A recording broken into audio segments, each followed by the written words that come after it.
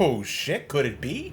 I'm following up a Kingdom Hearts video with another Kingdom Hearts video? What is this, some sort of marathon? I was not going to have you guys wait until after Metroid Samus Returns to continue with the Kingdom Hearts stuff. 2 weeks is plenty of time to finish a game, and unlike 358 days, I had legitimate interest in what we're looking at today. Fun fact, I've actually owned Kingdom Hearts Birth by Sleep on the PSP for years, but it was one of those games I bought that went straight to the backlog. At the time, I just cared about filling up the collection, you know. I figured I'd play it one day, just not then. The marathon in this HD collection has finally given me the excuse to try it out, and off the bat I already had a few questions. What's the meaning of the subtitle besides the developers waxing poetic again, and who are these three folks? Why is Roxas among their ranks? I thought he died. Well, just by looking at the back of the game, it turns out we got ourselves a prequel here. Birth by Sleep is set about 10 years before the first Kingdom Hearts title, which gotta say is kind of an odd shift in focus when every other game up until this point has been centered on Sora, Riku, and the other Sora. Why go back? Who are these folks, and why should I be interested? I've heard good and bad things about this title, but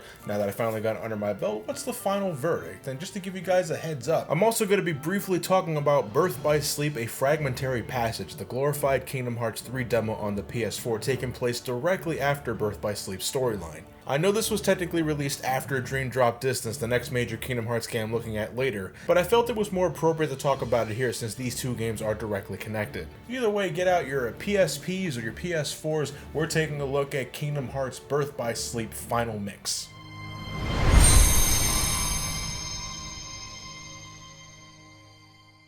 In the land of departure, three up-and-coming Keyblade warriors spend their nights smacking around hanging emblems and staring at the night sky together. Terra, Ventus, and Aqua. Terra and Aqua are preparing for their Mark of Mastery exam, a test that, if they pass, will grant them the title of Keyblade Masters. As for Ventus, a glorified cheerleader, and he just really wants some friends. The day of the test arrives, led by Master Ericus, voiced by Mark Hamill, and Master Xehanort, voiced by Leonard Nimoy. And can I just say, I know as a longtime Kingdom Hearts fan, Xehanort is bad news, but maybe the prequel game can show me a side of him that perhaps might explain how he went evil, but this game doesn't even fucking try to hide the fact that he's clearly the bad guy. And I'm thinking, how the fuck does Hironobu Sakaguchi here not see that? Apparently they're longtime friends, and despite a flashback where Xehanort clearly states he has ulterior motives, and despite Xehanort literally scarring Master Ericus for life, the dumbass still lets the man attend the Mark of Mastery exam because he wrote him a nice letter. All is forgiven. Still gotta give props for getting Mark Hamill and Leonard Nimoy to voice these guys. They're great in these roles. The first thing I was wondering was, shit, is Birth by Sleep a subtle Star Wars versus Star Trek parallel? No, I'm sorry, I'm getting way out of focus here. So the Mark of Mastery exam begins pitting Terra and Aqua against each other. Unfortunately for Terra, his inner darkness gets out of hand for a second, which I'm sure Master Xehanort will know nothing about because just fucking look at him! The end result is Aqua being awarded the title of Master, leaving Terra in a bit of a slump, but the three amigos don't have time to celebrate for very long. Sometime later, Master Ericus informs the Keyblade warriors that mysterious creatures known as the Unversed, this game's Heartless essentially, have begun appearing in different worlds and threaten to tear them apart, with Master Xehanort also mysteriously vanishing. Hoping the two aren't connected, to which I say, what do you fucking think? Ericus sends Terra and Aqua to check on the situation. Terra looks at it as a prime opportunity to amend for his past failure, and Aqua is sent along to keep an eye on Terra since Ericus isn't sure Terra is in complete control of his inner darkness yet. Making matters more complicated is Ventus, who, after being convinced by this dude in the black getup to go against his master's wishes, decides to follow Terra into the unknown. Aqua is not only tasked with keeping an eye on Terra, but must now also return Ventus to safety before the worst happens. Master Ericus, if you never wanted Ventus to leave the land at departure, then why does he have his own Keyblade armor and Keyblade vehicle so that he can leave whenever he fucking pleases?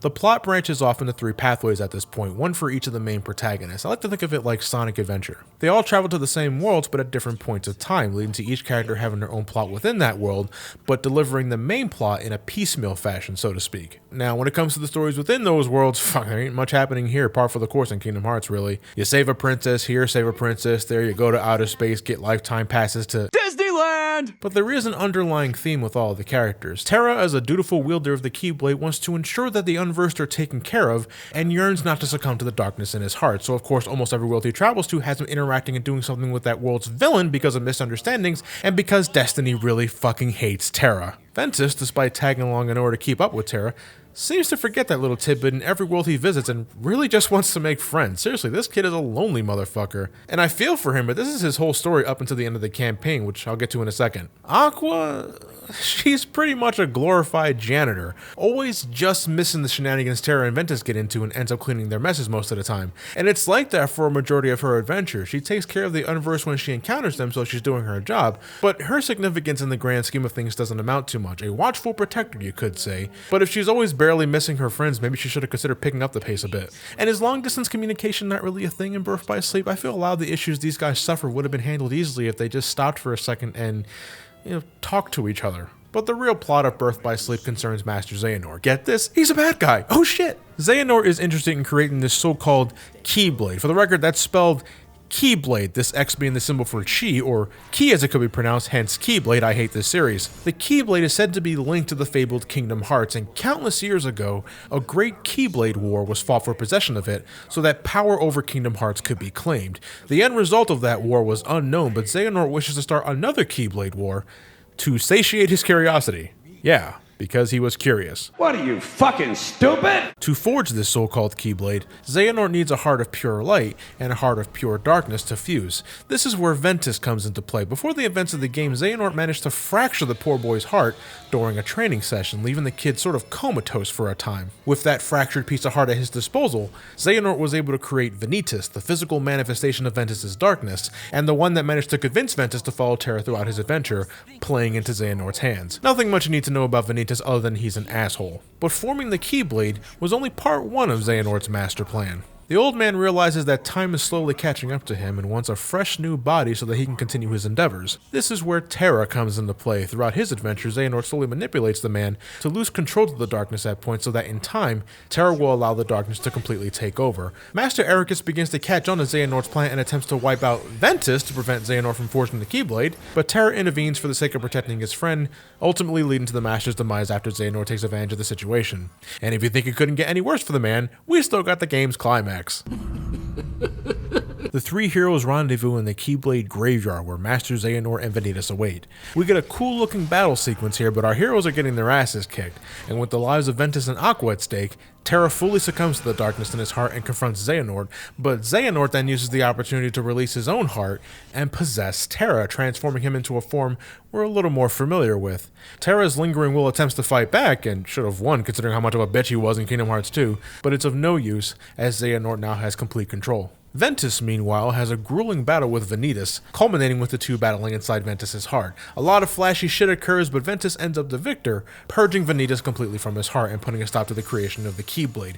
However, for some reason I must have missed, this places Ventus into a coma. But to keep him safe from the clutches of Xehanort and remembering some advice Master Ericus told her, Aqua places Ventus inside the remains of their home and transforms it into Castle Oblivion. It's genius. If Xehanort wants to find Ventus at some point, he's got to deal with that card game shit. It's perfect. He'll never find him. That just leaves the matter of Xehanort. Aqua confronts her once former friend and manages to get the upper hand, giving Terra enough time to attempt to fight back from within.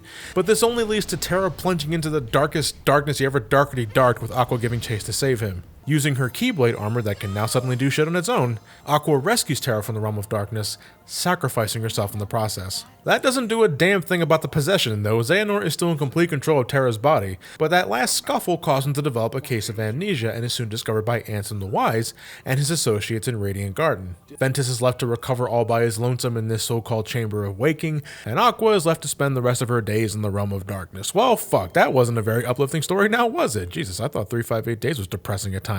I figured Birth by Sleep was going to plant the seeds to a couple of major plot elements, but did we really need to essentially ruin the lives of 3 people to do that? Well, that's ultimately what Birth by Sleep sets out to do. Every character's main plot is pretty basic. Terra's story, I mean shit, have you seen Star Wars? It's fucking Star Wars. Wouldn't be surprised if his last name was Skywalker. Ventus wants some friends and finds some friends and gets placed into a coma, and Aqua does her job as a Keyblade master, looks out for her friends and gets sent to hell for her troubles.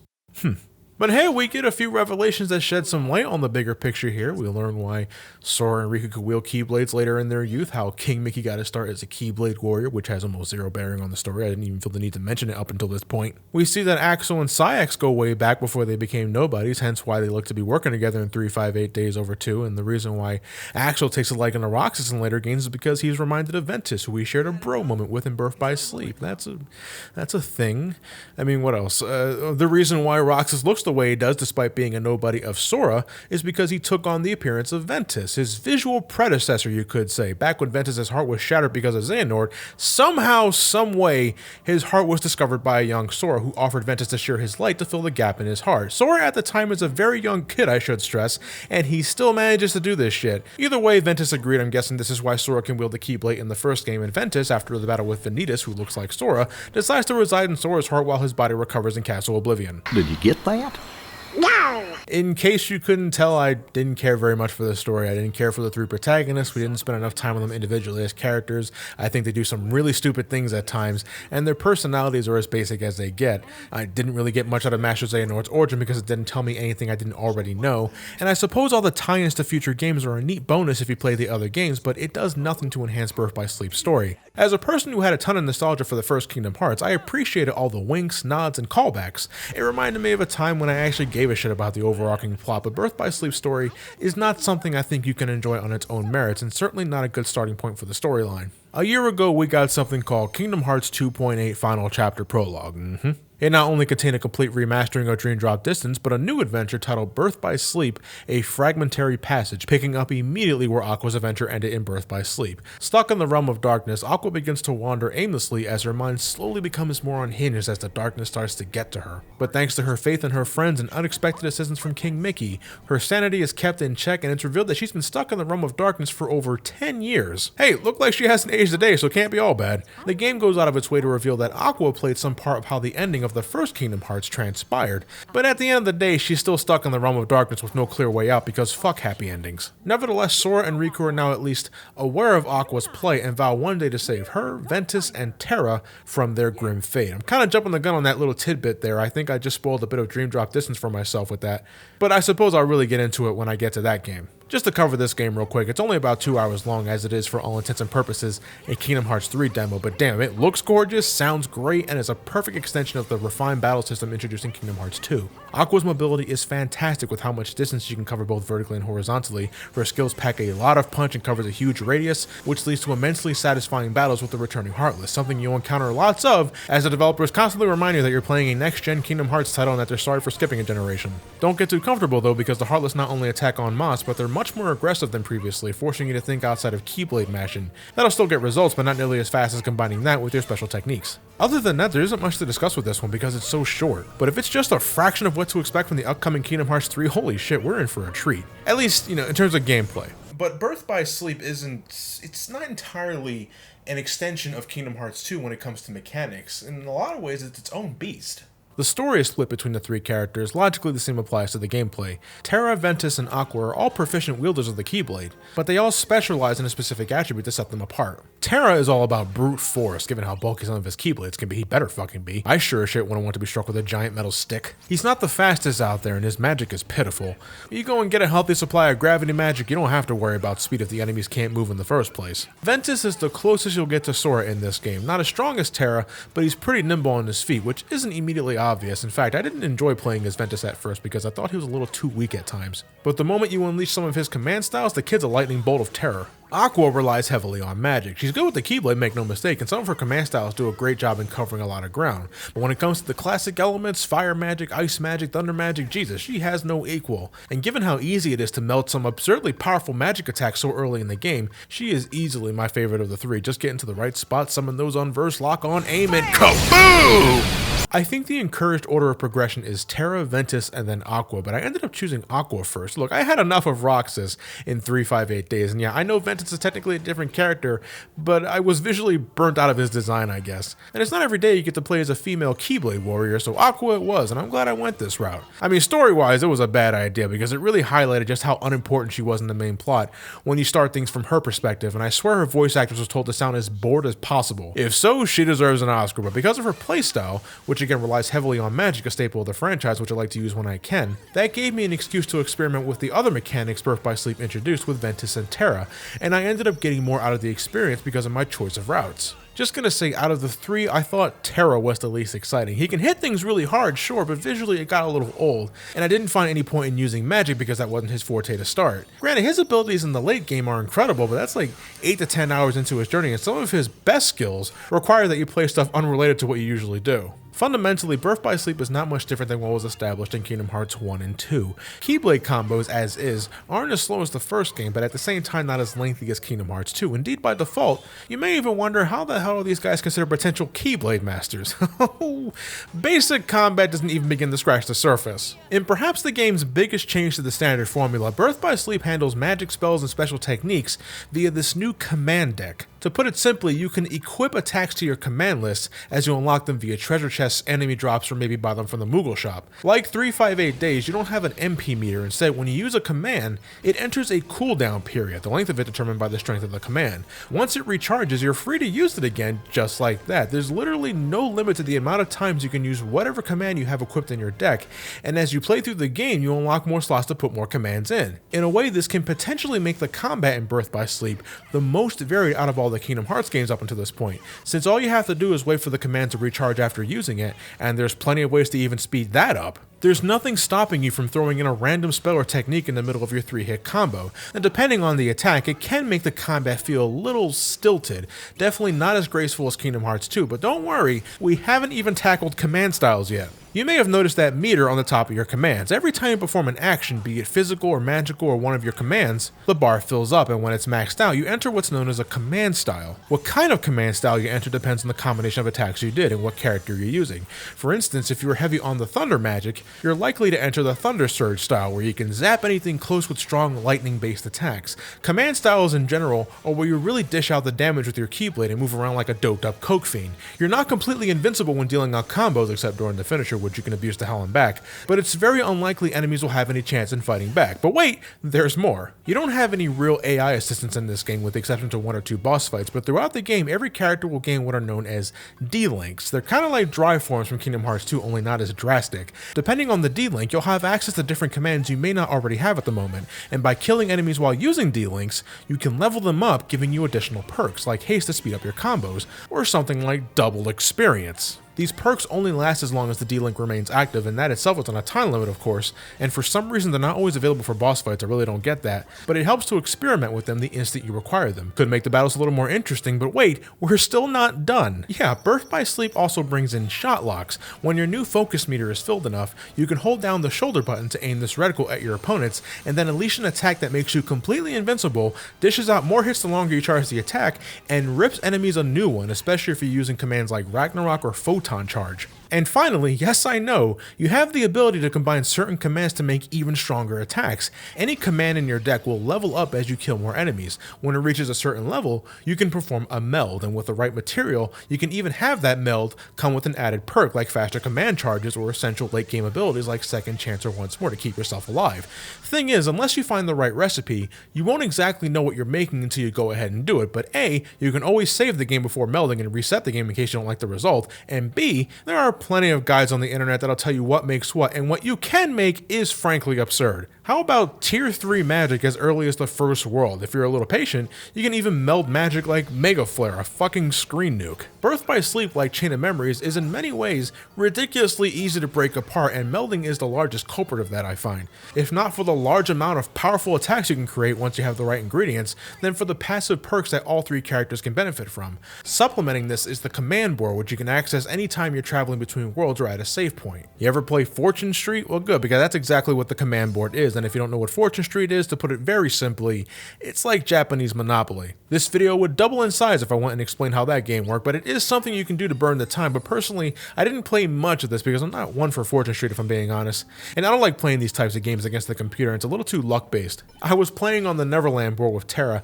so that I can get his Photon Charge shot lock. You can get new skills by landing on these star panels and purchasing them with your in-game money. Since that was all I cared about, I played like shit while Peter Pan and Captain Hook swept the board with property buyouts, and after after I managed to get my photon charge, I was just running in circles until the game ended, but since I just so happened to get 2 special abilities that gave me money based on the amount of property my opponents owned, which was a lot at this point, I ended up meeting the endgame threshold and won the entire game. Fortune Street, ladies and gentlemen, that's why I don't play it often, but the command board is a great way to level up your commands or earn completely new techniques without ever having to face a single unversed. If we're being real here though, the unversed pose little threat to the kind of shit you're capable of. Birth by Sleep is unfortunately another example where I think it'd be more interesting if you play it on a higher difficulty. Not to say some enemies won't give you trouble at all, because there are a couple of these guys that fucking irritate me. Those that attack through your combos and knock you out of them, those that can attack from a very far distance, and those that are annoying as shit to reach and take forever to kill. Boss fights in particular can be pretty bad about this. I heavily recommend using attacks that grant you a shitload of invincibility frames because a lot of these guys don't often stagger to your combos and soak them up like sponges. It's frustrating because it limits your approach options. You get all these fancy new tools at your disposal, and sure, there's a few that fall apart fast if you time things just right, but the only way to deal with, say, the Vanitas Remnant or this fucking asshole is to keep spamming your dodge maneuver and maybe get a single pot shot every minute or so. That's great design. Yeah, I know, these examples are just a couple of the optional super bosses you face, but even Sephiroth, Unknown, and the Lingering Will were more interesting. Shit like this is literally a circus act and not very well designed. Now, a great thing about this game is that because it was originally a handheld game most likely, every world is bite-sized. Some worlds can take less than half an hour to complete, assuming you're not grinding, and though you do technically have to visit each world with each character for a total of 3 visits, the worlds don't feel like they overstay their welcome at any point because they're so small. Birth by Sleep constantly changes it up. It's got a fantastic pace and helps that most of the worlds are entirely new to the series, with only Radiant Garden, Olympus Coliseum, and Neverland making a return. And even with the short length of these worlds, Birth by Sleep still has plenty to do outside the main scenario. I already mentioned the command board, but there's also the Mirage Arena, acting as the replacement Coliseum for this game, where you can battle unversed for exclusive abilities and treasure, and is also home to some unique boss fights. You can race against opponents in a selection of Disney courses that sure won't give Mario Kart a drive for its money, but there's also some treasures you can get this way, and the AI can be pretty dumb at times. There are some games I'm not entirely fond of, couldn't care about the ice cream rhythm game, didn't find it hard, it's just why? And in Ventus's scenario, it's required for story progression, so I hope you played your share of rhythm games. Aqua doesn't have it much better with Fruit Ball. I sucked at this until I found out that if I launched every single piece of fruit into the sky and then spiked it into the goal, the AI never gets a chance to do anything. And what the fuck am I doing playing volleyball with the unversed? Well, I gotta say, Birth by Sleep was a pleasant surprise. It's a little too easy to break, but I won't deny it, the sheer amount of utility every character has with their command styles, D-links, shot locks, along with their assortment of personal skills, led to some highly fun combat and exploration. It's a little disappointing that the boss fights were hit and miss. The series is usually good about that sort of thing, and the story is nothing to write home about, but much like my opinion on Kingdom Hearts 2, Birth by Sleep excels in gameplay to make up for it, and its frantic pace ensures that, unlike the previous game, you're not hanging around every area for too long and doing the same shit repeatedly. It's got a good soundtrack, the graphics are good too. It was already a great looking PSP game, and the HD remaster really makes it stand out, even if young Hercules here looks like he's seen the end of days. I know of a few folks that actually started with Birth by Sleep and consider it their favorite Kingdom Hearts title regardless of the tangled web that is the plot. And hey, if they can start here and enjoy it as a game, then I'm sure you can too. Birth by Sleep is a keeper, and of course available in the HD collection, though get it on the PS4 if you can. I hear the PS3 version has some obnoxious load times when it comes to activating D-links, kind of like how the drive forms took longer to load in the PS3 version of Kingdom Hearts 2. It's strange how better hardware can be sometimes inferior to its predecessor. What are you gonna do?